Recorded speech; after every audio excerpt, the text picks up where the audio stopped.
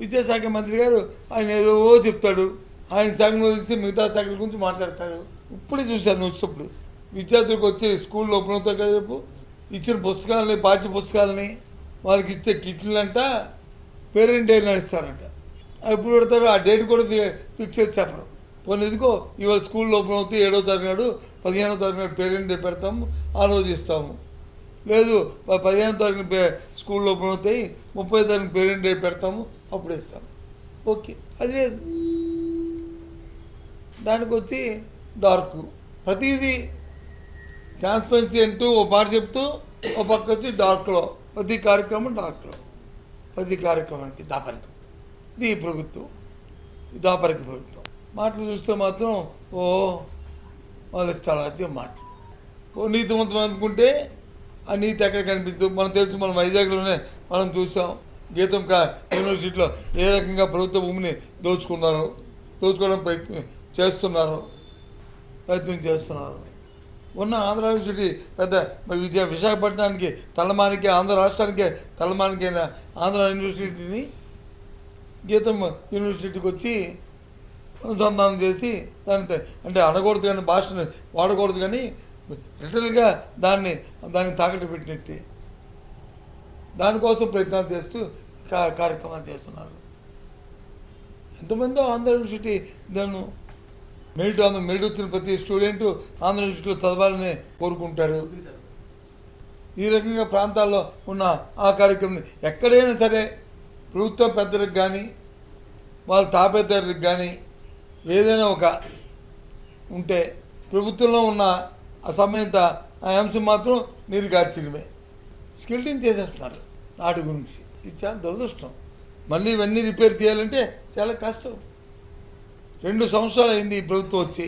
పేదవాడికి కానీ మధ్యతరగతి వాడికి కానీ ఇదిగో మేము వీరికి ఇది చేసామని పేటెంట్గా చెప్పుకునే ఒక కార్యక్రమం చెప్పానండి. రైతుకి కానీ, సామాన్యుడికి కానీ, సామాన్యునికి సంబంధించిన ఆరోగ్యానికి సంబంధించిన అంశంలో కానీ, లేదు చదువుకుంటున్న విద్యార్థులకు సంబంధించిన అంశం కానీ, లేదు హైయర్ ఎడ్యుకేషన్ చదువుతున్న విద్యార్థుల తాలూకా ఫీజు రింబర్స్మెంట్ అంశం కానీ, ఏదైనా లేదు నీతివంతమైన పరిపాలన అందించామని చెప్పడానికి వాళ్ళు చేస్తున్న కార్యక్రమాలు కానీ విడిగా కింద స్థాయిలో క్షేత్రస్థాయిలో మండల స్థాయిలో మన ఆఫీసులకు వెళ్తే ఎంత అవినీతి జరుగుతుందో చూడమండి ఒకసారి. కనిపిస్తుంది, కనిపిస్తుంది ఎంత ఘోరంగా ఉందో, ఏ రకంగా దోచుకుంటున్నారో అధికారంలో ఉన్న నాయకులు అధికారులు కలిసి కింద స్థాయిలో. దానికి ఏమైనా అడ్డుకట్టేయని ప్రయత్నం చేస్తున్నారా? ఆ కార్యక్రమం లేదు.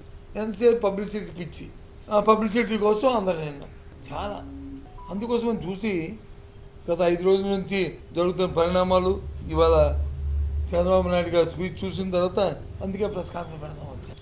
కనీసం 15 నుంచి 20% సామాన్యులకి అందుబాటులో నిత్యావసర ధరలు పెరిగాయి. ఇది వాస్తవం కదా.